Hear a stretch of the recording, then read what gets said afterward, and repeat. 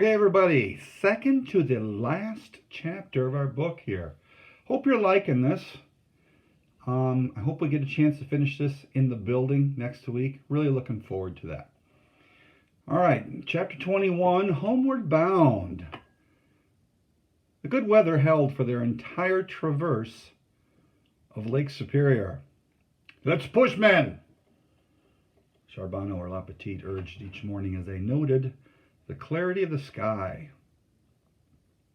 Remembering the near disaster on Michipicoten Bay, Pierre understood their anxiety on the big lake.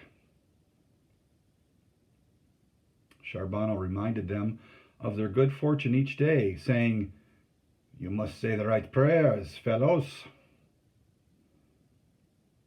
Pierre's muscles adjusted quickly to the familiar work of paddling. He enjoyed the portage-free travel and pulled from pipe stop to pipe stop like a veteran.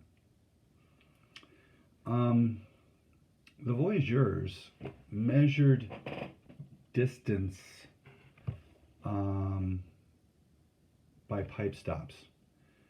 They took a break about, it depended on the crew, but maybe once an hour, maybe once every other hour, they take what's called a pipe stop. What they would do is stop paddling, and the majority of these guys smoked tobacco using a pipe. So that was a break. So that's how they measured distance. How many pipes or how many breaks to the next campsite. So yeah, especially on the big water, they took, a pipe stop as often as they could. When time allowed in the evening, Pierre read Lavendry's book. The distances the famous explorer traveled in establishing dozens of French trading posts made Pierre's journey seem small by comparison.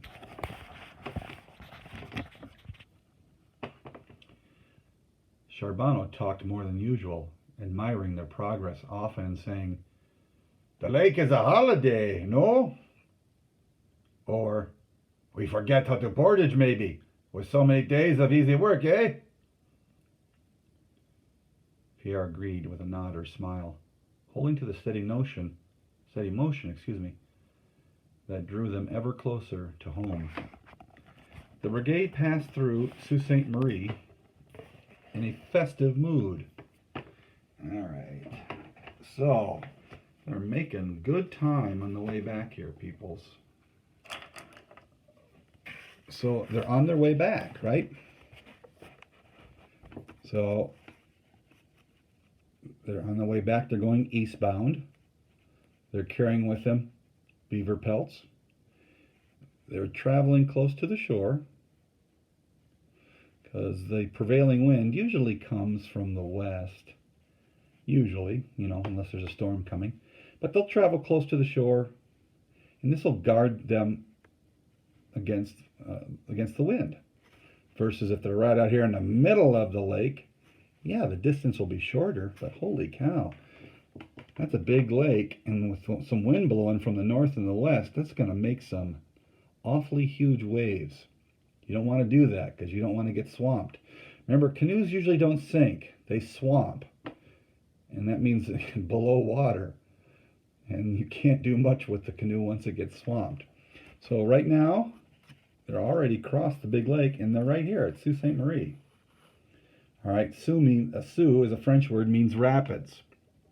So these are a bunch of rapids here, which means they got to do some portaging. Yuck.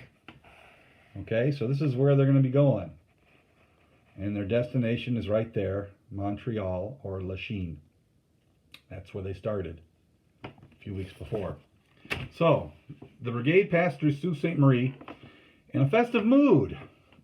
Each clear, bright day of the chansons of the canoemen echoed up the rocky shore of Huron.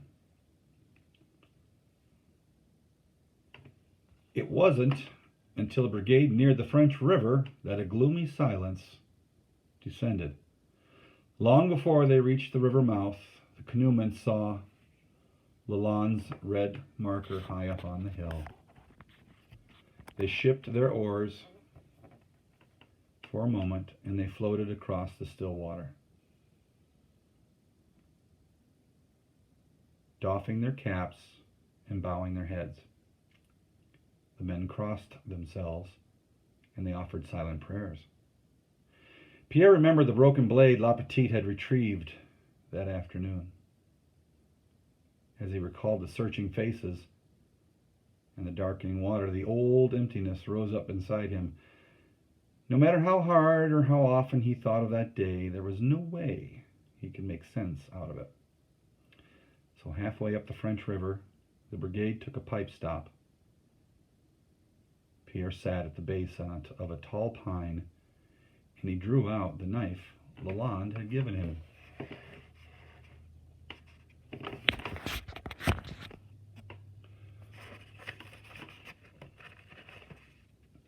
He was whittling a stick when Charbonneau sat down next to him, saying, "I bet it has a beautiful balance." Charbonneau hefted the knife by the bone handle and nodded. "Just like every other one he made." He handed it back to Pierre, and he leaned against the pine trunk, taking a deep pull on his pipe. "I know it's hard," he continued. "Every single one of us misses him. But it's a part of what we accept on the trail. It can happen to anyone, me and you included, at any minute." Pierre nodded, grateful to the steersman for offering comfort. Then Charbonneau asked, "Did your father ever tell you the tale of the lost child?" Pierre shook his head. "It's an old Indian legend. Everyone who's paddled the French has heard it. According to the story, an Ojibwe family was camped right here in this grove. A boy who was playing by the river slipped off that ledge." Charbonneau pointed toward the river as he spoke, "and he vanished without a sound." The family searched the bank and paddled downriver, calling his name, but there was no sign of him. Pierre looked from Charbonneau to the river. Then, just when they were ready to give up, they heard the boy's voice coming from under the ground. They dug as fast as they could, scraping a hole with a hatchet blade. For a while, the crying was so loud it seemed as if they could reach down and touch the boy's hand.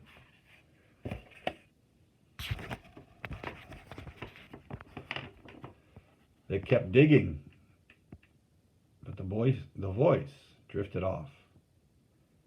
It moved away from the river, staying deep underground.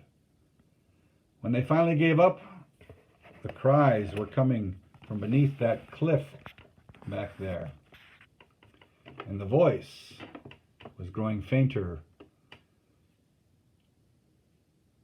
by the moment. Charbonneau stared at the river for a long time after the story was done. Pierre finally broke the silence, asking, "Do you believe that could really happen?" With his eyes still fixed on the river, Charbonneau replied slowly, "You mean it's true?" Pierre nodded.